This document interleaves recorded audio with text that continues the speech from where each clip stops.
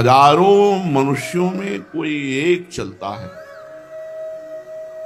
भगवत मार्ग में, उन चलने वालों में कोई विशेष प्रयत्न हजारों में एक करता है, विशेष प्रयत्न करने वालों में कोई सिद्ध होता है, और सिद्ध पुरुषों में भी कोई एक भगवान कह रहे मुझे तत्व से जान सकता है। एक तो इतनी आधुनिकता है कि भगवान की तरफ चलना ही अच्छा नहीं लगता, क्योंकि इसमें मन को मारना है। जब जन्म जन्म के पुण्य और संस्कार अभिव्यक्त होते हैं, प्रकट होते हैं, तो उसे साधु संग मिलता है। साधु संग मिलने का मतलब है हमारे ऊपर भगवान की बहुत कृपा है। अब मोहि भाव भरोस हनुमंता, बिनु हरि कृपा मिले नहीं संता, पुण्य पुंज बिन मिले ही न संता, सत्संगति संस्कृति कर अंता। दोनों बातें, बहुत पुण्य एकत्रित हुए जन्म जन्मांतर के, जो भगवान कह रहे हैं हजारों में कोई एक चलता है। भगवान के मार्ग में चलना, भेष रख लेना या दंभ पाखंड करना, ये तो अलग की बात है। जन्म जन्म के पुण्य और संस्कार और कृपा तीनों जब बलवती होती हैं, तो उसका आकर्षण हृदय का भगवान की तरफ होता है। आकर्षण खींचा हो भगवान की तरफ, उसके हृदय में लालसा बनने लगी कि बहुत सही काम है भगवान का भजन करना, और कोई यहाँ अपना नहीं है, सब कुछ छूट जाना है। यार एक बार तो भगवत प्राप्ति कर लेते हैं, क्या होती भगवत प्राप्ति, एक बार तो देखते हैं भगवान का भजन करके। ऐसी जिसके इच्छा हुई, तो बहुत जन्मों के पुण्य संस्कार कृपा एक साथ जब उदय होती है, तब उस मनुष्य के अंदर, उस प्राणी के अंदर ये बात आती है कि मैं भगवत प्राप्ति करूं। अब उसे सत्संग मिलता है पुण्य प्रताप से, भगवत कृपा से, तब उसके अंदर सद्विचार जागृत होते हैं। फिर वो शास्त्रों के अनुसार अपना जीवन चलाना चाहता है। जैसा सत्संग में सुना, बिल्कुल समझ लेना, अगर एक भी आचरण संत वाक्य या शास्त्र वाक्य के विपरीत है, वही आपकी साधना को चौपट कर देगा। एक भी आज्ञा का उल्लंघन आपको फंसा देगा माया में। अब वो अपने हृदय के भाव को लेकर चला, पूरी शक्ति लगा करके वो भजन करना शुरू किया। ऐसे कोई बिरले होते हैं, हजारों के अंदर पुण्य कृपा से साधु संग मिलता है, लेकिन वो विषय की तरफ ही खिंच कर जाना पसंद करते हैं। वो आगे नहीं बढ़ना चाहते। वो इतना खान पान भोग मिल रहा, 2-4 माला कर लिए, भक्ति बढ़िया, ये कोई चलना नहीं हुआ। चलना का मतलब है अपने पूरे समय को भजन में लगाना, पूरी शक्ति को शास्त्र आज्ञा के अनुसार अपने जीवन को चलाना। अब ऐसे थोड़ी कि भगवत मार्ग में आप चल दिए तो बड़ी, अब ऐसा तो नहीं कि आप भगवत मार्ग में चल दिए तो पूरा मार्ग सरल है। आकर्षण है, बाधाएं हैं। कोई कोई तो आकर्षण में ही फिसल गया, कोई बाधाओं से परास्त हो गया, कोई पूर्व जन्म की गंदी प्रवृत्तियों से परास्त हो गया, कोई लाखों में एक आदमी इन बाधाओं को, इनको सबको चीरता हुआ पूरी शक्ति लगा के भजन करते हुए वो आगे बढ़ता है। उसे भगवान कह रहे हैं कि प्रयत्न करने वालों में हजारों में कोई एक। प्रयत्न, अभी प्रयत्न के लिए जो आवश्यक बात बताई, जैसे आपको गुरुदेव मिले, मंत्र मिला, तो मंत्र सिद्ध करने के लिए स्थान चाहिए। किसी संत का सिद्ध पीठ स्थान या पुण्य क्षेत्र, पवित्र तीर्थ या गंगा यमुना का किनारा या कोई पूज्य पर्वत शिखर या तुलसी कानन, गौशाला, देवालय, पीपल, आंवला का वृक्ष या बड़ा सरोवर, उनका तट, पवित्र सरोवर, उनका तट, इन पे मंत्र सिद्ध होता है। इन जगहों में मंत्र जपने से सिद्ध होता है। एक बार वर्णन किया गया था कि घर से 10 गुना भजन का प्रभाव गौशाला में, और गौशाला से 100 गुना बढ़कर लाभ मिलता है पवित्र जंगल, एकांत सुनसान जंगल से 1000 गुना सरोवर, तालाब, कुंड, उससे 1,00,000 गुना यमुना जी के तट पर, गंगा जी के पावन तट पर, उससे 1 करोड़ गुना पवित्र पर्वत गिरिराज जी, कामदेव जो वहां कामदगिरी, चित्रकूट, ऐसे पवित्र पर्वतों में, उनसे बढ़कर कई गुना भगवान शिव के मंदिर, भगवान राम के मंदिर, हरि के मंदिर जहां विराजमान है उन मंदिरों में, और अरबों गुना भगवान के नित्य लीला स्थलियों में। अरबों गुना का मतलब 1 अरब नाम घर में जप किए और 1 नाम वृंदावन में जप किए, अरबों, अरब नहीं अरबों गुना। आप जहां बैठे हो इससे बढ़कर त्रिभुवन में कोई स्थान नहीं। पर इससे भी बढ़कर बात कही, गुरु के सानिध्य में अनंत गुना, गुरु के सानिध्य में अनंत गुना, गुरु की चरण पादुका, गुरु का चित्रपट विराजमान करके। अब ऐसे गुरु थोड़ी बैठे कि बैठो हम जब कर ले, पहले सिद्ध हो जाए तब जाना हमारे पास से, तो ऐसे गुरु किसी के पास थोड़ी बैठे रहते। तो गुरु की पादुका और गुरु का चित्रपट, ये गुरु का सानिध्य माना जाता है। ऐसी जगह बैठे जो सम हो, बराबर हो, जहां कोई सांप, बिच्छू, कीड़ा मकोड़ा ऐसे आने का भय न हो, दुष्टों की विघ्न जहां ना पहुंचते हो, ऐसे पवित्र एकांत स्थान में निरंतर भजन करने का अभ्यास करें। सब कुछ अपने को प्राप्त है, श्रीधाम वृंदावन प्राप्त, इसलिए सब कुछ प्राप्त है अपने को। अब नाम और मंत्र निरंतर चले, इसके लिए साधक को भोजन सुधारना होगा। जो चले उनकी बातें कर रहे हैं, जो चले तो प्रयत्न क्या होना चाहिए, ऐसे पवित्र स्थानों में मंत्र नाम सिद्ध करने का उपाय करना चाहिए। नाम और मंत्र निरंतर हमारे हृदय में चले, उसके लिए भोजन सुधार होना चाहिए। भोजन से रस बनता है और वही रस शरीर प्राणों को पोषित करके मन का निर्माण करता है। जैसा अन्न वैसा मन, मन का निर्माण करता है। जो अशुद्ध निषिद्ध, अशुद्ध और निषिद्ध भोजन करते रहते हैं, उनके प्राण मलिन हो जाते हैं, उनका मन मलिन हो जाता है, उनसे भजन नहीं होता।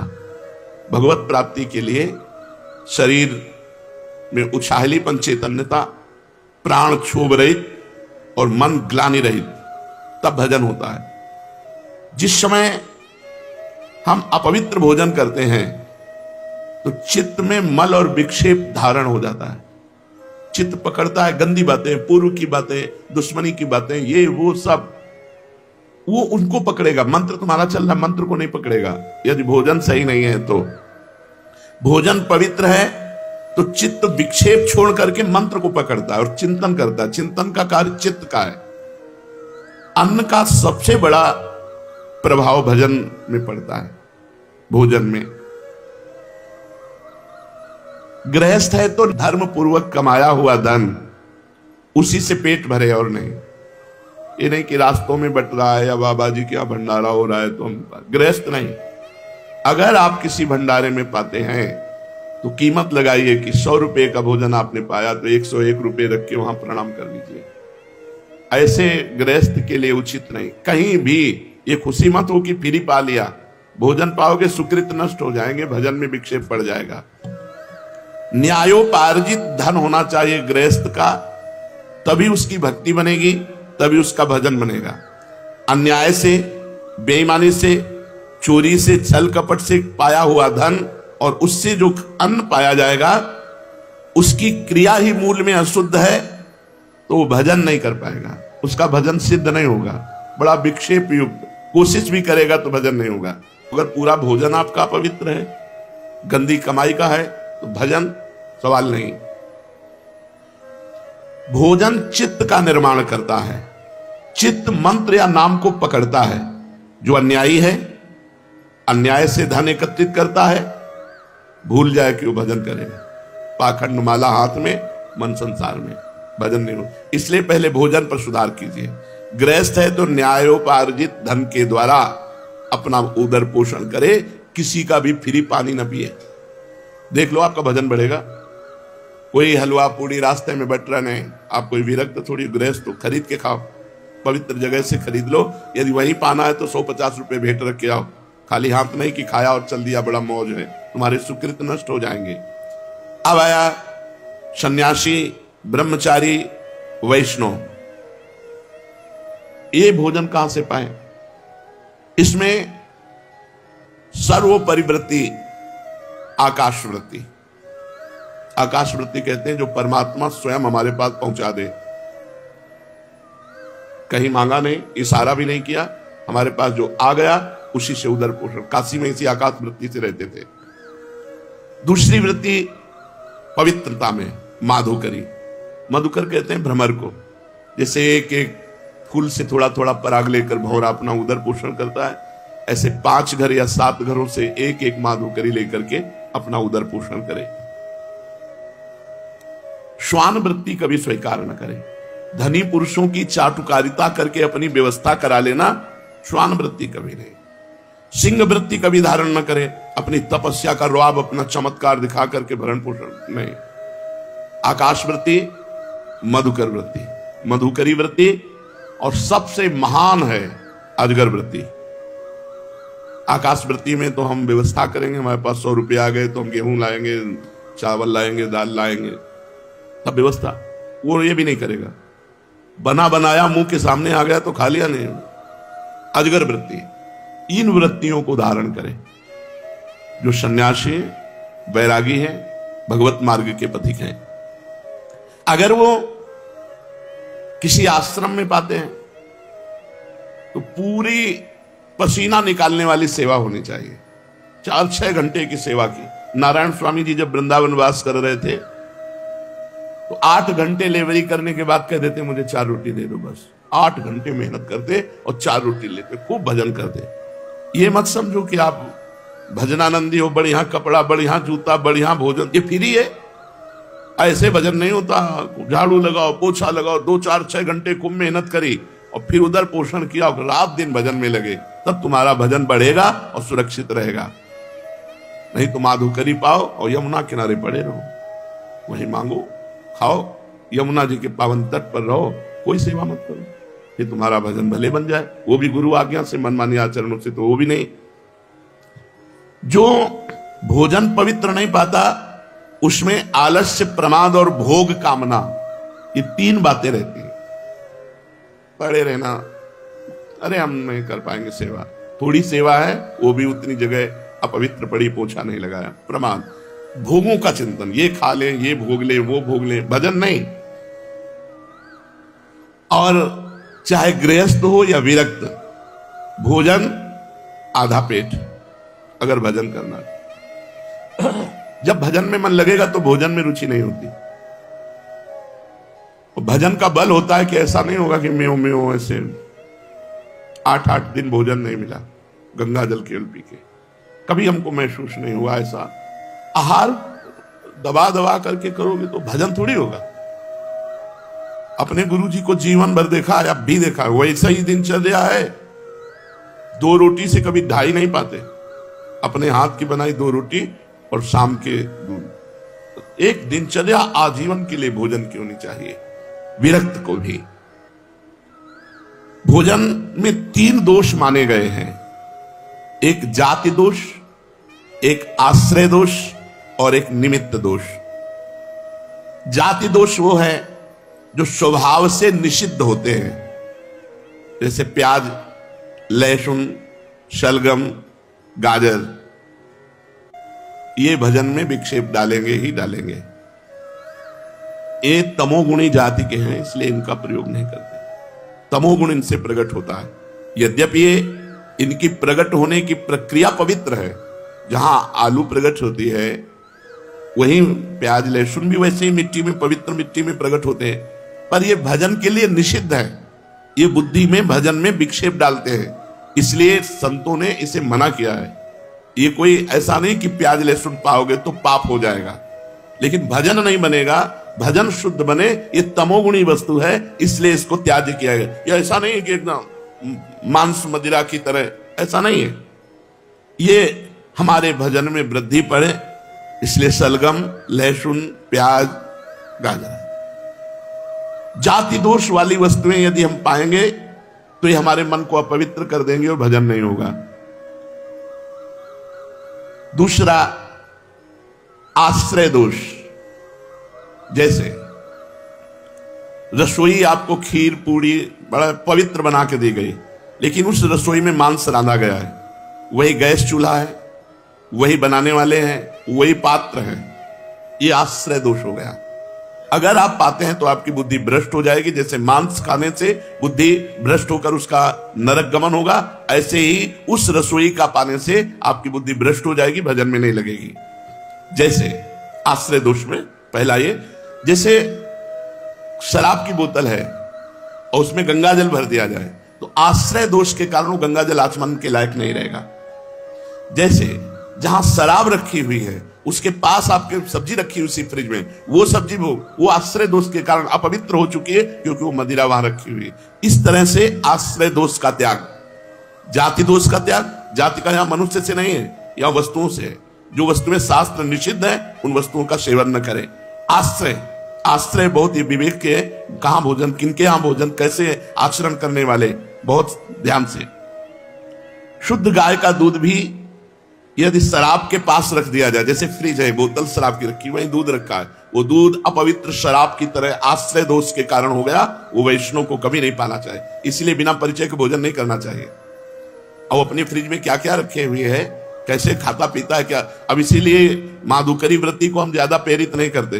तो ऐसे हम कोई पेट भरने के लिए बाबा जी बने क्या, उनकी पवित्र माधुकरी, जो पवित्र आचरण करते हैं, पवित्र व्यवहार करते हैं, उनसे हमारा भजन बनेगा। तो अब आकाश वृत्ति सर्वश्रेष्ठ है, जो भगवान दे दे उसी से अपनी व्यवस्था करके खाओ पियो, भजन करो। जैसे अपने यहाँ श्री जी के विधान में किसी से मांगा नहीं जाता, कोई दान पेटी नहीं, किसी का कोई किसी भी तरह घुमाओ फिराओ नहीं। ऐसे नहीं है वो भाग्य खुल गए, रुपया रुपया के लिए बाबा जी बने, भोजन के लिए बाबा जी बने, भगवान के लिए बाबा जी बने। तो ऐसा नहीं संसार में कि अपवित्र ही लोग हैं, बड़े पवित्र भी हैं, उन्हीं से चलता है। तो आश्रय दोष, जाति दोष, आश्रय दोष। अब निमित्त दोष, साधक को निमित्त दोष से भी बचना चाहिए। जो वैष्णव नहीं है, जिनका अपवित्र आहार विहार है, उनका छुआ भोजन नहीं। हमारे लिए अछूत कौन? जो वैष्णव नहीं है, जो भजन नहीं करता। अगर वो चांडाल है और भजन कर रहा है, कंठी तिलक बांधे, हम उसके साथ बैठ के पालेंगे। लेकिन पंडित है, आचरण विहीन है, भगवत विमुख है, वो हमारी संगत। व्यास मिठाई विप्र की तामे लागे आग, वृंदावन के स्वपच की जूठन खाइए मांग। अहोबत सुपचतो गरियान यद जिभ्याग्य वर्तते नाम तुभ्यम। वो स्वपच भी विश्व पूजनीय है, जिसकी जिभ्या पे हरि नाम विराजमान है। जो भगवत भजन नहीं करते, उनके हाथ का नहीं पाना, और कोशिश करें उनकी दृष्टि न पड़ पावे भोजन पे। जैसे हम ठाकुर जी के लिए पर्दा करके अगर ले भी जाना है तो थाल ढक कर कोई देख न पावे, पर्दा लगा के भोजन, निमित्त दृष्टि भी न पड़ पावे ऐसे लोगों की जो भगवत विमुख हैं, जो नीच आचरण करते हैं, उनकी भी दृष्टि का निषेध। साधक को इन तीन दोषों से रहित भोजन पाना चाहिए। जाति दोष, आश्रय दोष, निमित्त दोष कहां रखा है, इसका भी प्रभाव पड़ता है। अब प्रधान वस्तुएं कह रहे हैं कि जैसे गौ का दूध है, गौ का दही है, गौ का घी है, ये पवित्र भजन में बहुत सहयोगी होंगे। फिर तो पेट पालने के लिए, भजन के लिए गौ का दूध, जैसे भैंस का है, बकरी का है, भजन के लिए नहीं। भजन के लिए गौ का दूध, गौ का घी। भजन में दूध ना मिले तो भला, लेकिन अन्य पशु का दुग्ध बाधक है। गाय का दूध, गाय का दधी, घी, श्वेत तिल, मूंग, कंद, केला, आम, नारियल, आंवला, धान, जीरा, जौ, गेहूं, नारंगी, इनका प्रयोग करें। बिल्कुल बाजार की वस्तुएं अगर भजन करना है तो नहीं पाना चाहिए। नियम ले ले, कहां बना है, कौन बनाया है, उसका विचार क्या है, उसके आचरण कैसे है, उसकी पवित्रता क्या है, ये अन्न पर प्रभाव डालती है। जैसा हम अन्न पाते हैं वैसे ही हमारे विचार बनते हैं। बिना औषधि के शहद नहीं खाना चाहिए, भजन में बाधक है। शहद का केवल आदेश है यदि आप बीमार हो तो औषधि में पा सकते हो, नहीं शहद पाने से फिर अपराध पाप लगता है, क्योंकि शहद औषधि के लिए ही केवल है। जैसे टेबलेट औषधि के लिए हैं कुछ, आप उनको नशे के लिए प्रयोग करने लगे तो निषेध है, आपको टेबलेट ऐसे नहीं मिले बिना डॉक्टर। तो ये मधु जो शहद है ये बलवर्धक है, ऐसे नहीं खाना चाहिए, शास्त्र आदेश करता है, भजन नहीं बनेगा।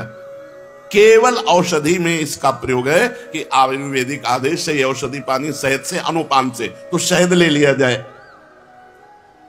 उपासक को चाहिए कि जिस अन्न को शाम के बनाया गया सुबह न पाए। पकवान में जैसे घी से तले हुए पदार्थ हैं ये 1-2 दिन तो ठीक है, लेकिन जैसे रोटी दाल है ये अन्न कच्चा अन्न है, ये बासी अन्न और रूखा अन्न, और जिसमें बाल पड़ गया है, मक्खी मर गई है, ऐसे अपवित्र अन्न, इनका त्याग करे। कांसे के बर्तन में साधक न पावे। अपने लोग तो रज, बड़ी कृपा है, रज के ही पात्रों का प्रयोग है। भोजन के संबंध में और एक बात ध्यान रखनी चाहिए कि भोजन पाते समय आपका चिंतन कहां गया है, चिंतन कहां है। भोजन पाते समय ना भोजन में चिंतन होना चाहिए और ना किसी व्यक्ति, वस्तु, स्थान का। अगर किसी व्यक्ति का चिंतन करते हुए भोजन पाते हो तो उसका स्वभाव गुण आपके ऊपर जारी हो जाएगा, लागू हो जाएगा। आपको 24 घंटा परेशान रहना पड़ेगा उसी के स्वभाव का। यदि वो कोई संत है तो आपका भजन 24 घंटा बढ़ेगा, 24 घंटे इसका प्रभाव रहेगा, जो विशेष रहेगा 24 घंटे प्रभाव रहता है। तो भोजन पाते समय उपासक को बहुत सावधानी पूर्वक अपने चिंतन को प्रभु में या किसी महाभागवत में, गुरुदेव, संत, जो सिद्ध महापुरुष भी हैं, इंद्रियों को बल मिले, निद्रा, आलस्य, प्रमाद न सतावे, इसलिए बहुत सावधानी से थोड़ा भोजन पा लीजिए। ये बहुत बार सत्संग में कहा गया है। यदि भोजन पाते समय स्त्री, परिस्त्री का गलत भाव से चिंतन करोगे तो मंत्र सिद्धि प्राप्त हो ही नहीं सकती, क्योंकि आपका मन पतित हो जाएगा। यदि भोजन पाते समय किसी द्वेषी का चिंतन करोगे तो मन में जलन पैदा रहेगी, 24 घंटे परेशान रहोगे। बहुत सावधानी से भगवत चिंतन करते हुए पवित्र भोजन और कम मात्रा में भोजन ले। सन्यासी, वैष्णव, विरक्त, इनको चाहिए कि भोजन परख करके ही पावे, भले उपवास करना पड़े, ऐसा वैसा भोजन न ले। चर्चा, भोजन ये विशेष। अब दूसरी चर्चा, अगर साधक बैठ करके हंसी मजाक करके परिस्त्री का, स्त्री आदि की चर्चा, काम आदि की चर्चा करते हैं तो उस स्थान को तुरंत छोड़ देना चाहिए। अगर वो गंदी बातें दिखाते हैं, मोबाइल में गंदी बातें या ऐसे गंदी बात करते हैं, तो जो साधक को मंत्र सिद्ध करना है तो कान में अंगुली डाल के तुरंत हट जाए। बस एक ही दवा है, उस व्यक्ति से दोबारा मिले ना, उस व्यक्ति की चर्चा न सुने जो कामुक है, जो काम की बातें करता है, जो भगवत विरुद्ध करता है। और संतानोत्पत्ति के लिए ऋतुकाल के 1 सप्ताह के बाद अपनी पत्नी का सहवास गृहस्थ कर सकता है, अन्यथा वो भी दूरी बना के रखे। अगर मंत्र सिद्ध करना है, भगवत प्राप्ति करना है, ऐसे ही स्त्री साधकों को पुरुष साधकों से शौचालय, बाथरूम, मौन, जब तक पवित्र ना हो जाए तब तक, ये सिद्ध होने के लिए जरूरी।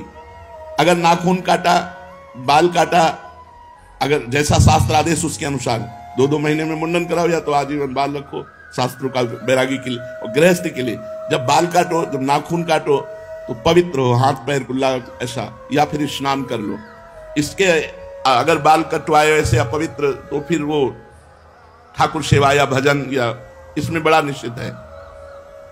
कह रहे हैं अगर आपको आवश्यकता है अपने बाल धोने की तो रीठा आदि, आंवला आदि से, पवित्र पदार्थों से, नहीं तो उसका प्रभाव पड़ेगा, रजोगुण चढ़ेगा, भजन में विक्षेप करेगा। कभी जूठे मुंह न रहे, कुछ भी अगर खाया तो आचमन करें 3 बार, राधा वल्लभ श्री हरि, राधा वल्लभ। वैसे शास्त्री तो केशवाय नमः, नारायणाय नमः, माधवाय नमः। और हो सके तो 3 समय स्नान करे, नहीं तो 2 काल तो करे ही, प्रातः और सायं। ऐसा नहीं कि आपको शौच नहीं लगती तो आप स्नान न करें, प्रातः और सायं 2 स्नान तो होने चाहिए। वैसे 3 स्नान, त्रिकाल स्नान की बात है। अपने इष्ट देव जी की पूजा करके ही भोग प्रसाद पावे। जो इष्ट देव विराजमान है पहले उनको भोग लगा के पूजा करके ही प्रसाद पावे। तो हो सके तो धामवासी भूमि शयन, 2 बार या 3 बार स्नान, आजीवन ब्रह्मचर्य या संतानोत्पत्ति के लिए मासिक धर्म के 1 सप्ताह की पवित्रता के बाद सहवास, मौन, गुरु सेवन, पाप कर्म का परित्याग, नित्य ठाकुर सेवा, नित्य दूसरों को सुख पहुंचाने की सेवा, नित्य भगवद स्तुति, नित्य नियम पूर्वक नाम जप। अगर इन नियमों का पालन करेगा तो ये मार्ग जो है वो सिद्धावस्था तक पहुंच जाओगे। अगर इधर उधर जरा भी कुछ हुआ तो माया के पंथ ऐसे हैं कि घसीट करके बहुत दूरी बना देंगे। ध्रुवदास जी ने लिखा, राई के सम चलत ही होत और की ओर। तो भगवान कहते हैं हजारों पुरुषों में कोई एक चलता है, मनुष्याणाम सहस्तेषु, और उन चलने वालों में कोई एक बिरला सिद्ध होता है।